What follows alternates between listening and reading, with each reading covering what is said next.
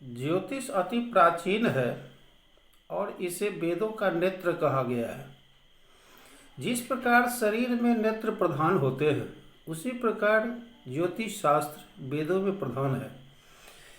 यह देखा गया है कि जन्म के समय ग्रहों की स्थिति के अनुसार एक व्यक्ति का भाग्योदय होता है और उसके कार्य करने की क्षमता, उसका पारिवारिक सुख, विद्या, संतान इत्यादि किसी अदृश्य शक्ति के द्वारा संचालित होता है। कठोपनिषद में एक जगह कहा गया है कि एक सर्वेखु भूतेखु गूढ़ात्मा न प्रकाशते दृश्यते त्वग्रया बुद्ध्या सूक्ष्मया सूक्ष्मदर्शिभिः। इस अखिल ब्रह्मांड के चराचर प्राणियों में उस सर्वशक्तिमान की सत्ता व्यापक है। कोई वस्तु अणु से लेकर सौरमंडल के विशिष्ट तेज पिंड तक ऐसी नहीं है जिस पर प्रभु की सत्ता नहीं है। कहा गया है कि यह पूर्व जन्म के कृत कर्मों के अनुसार होता है। महर्षि कठ ने अपने उपयुक्त वचन में कहा है कि वह गूढ़ात्मा सब में समान रूप से प्रकाशित नहीं होती है। जन्म कुंडली के माध्यम से यही देखा जाता है कि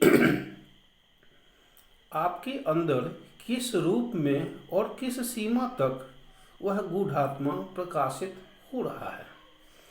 इतना ही नहीं,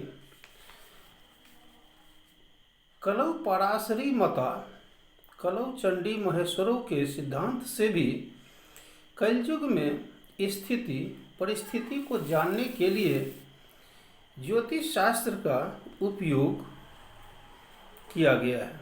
महर्षि पराशर के मत से जो ग्रहण किया जाता है वह प्रायः सत्य के समीप होता है, और कोई भी अगर अप्रिय वातावरण तैयार होता है, दुख परिस्थिति का ज्ञान प्राप्त होता है, तो उसको अनुकूल बनाने के लिए माँ भगवती और महादेव का आराधना प्रार्थना करना महत्वपूर्ण होता है। कर्म और भाग्य पर अनेक विवाद होते रहते हैं, परंतु दोनों ही महत्वपूर्ण हैं। इसके लिए भगवान कृष्ण ने गीता में एक जगह कहा है कि यथा एकेन चक्रेण न रथस्य गतिर्भवेत् तस्मात् पुरुषकारेण बिना दैवं न सिद्ध्यति।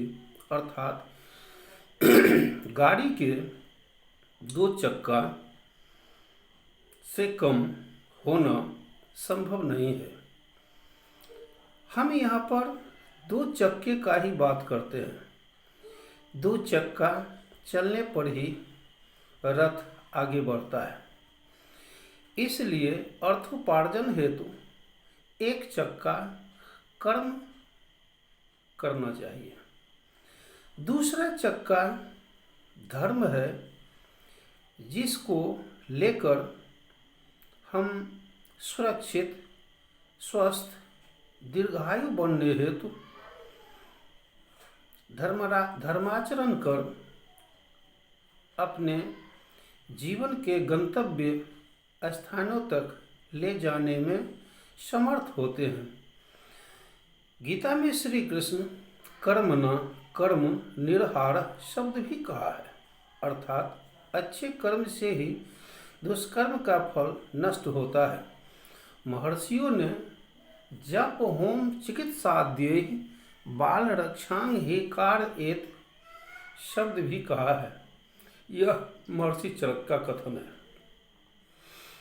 कि अपने बच्चों को सुरक्षित और स्वस्थ बनाने के लिए निश्चित रूप से जप होम और चिकित्सा इत्यादि का प्रयोग करना चाहिए। इतना ही नहीं, महर्षि चरक ने आगे यह भी कहा है कि ग्रहेखु प्रतिकूलेखु नानुकूलं ही भैखजम।